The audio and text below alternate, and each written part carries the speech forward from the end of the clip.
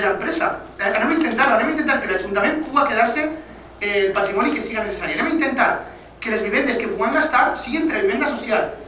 Això és un fet, no són paraules, no són números, no són una qüestió política d'insultar-nos o dir-tu més. No. Es tracta de fets. Per això estem així, per una qüestió política.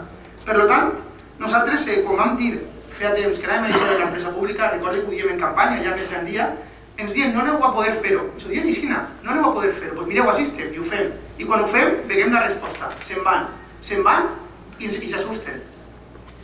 Per tant, nosaltres l'únic que estem fent és exigir responsabilitats perquè no volem ser còmplices de cap gestió nefasta que ha pogut desenvolupar que els ciutadans de Gandia estiguin en una situació pitjor.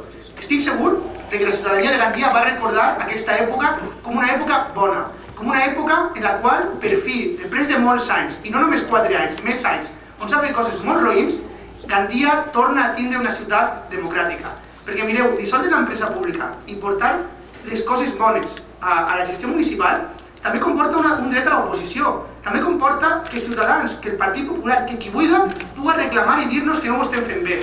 Però el que no podem fer més és estar una ferramenta fosca i manipulable.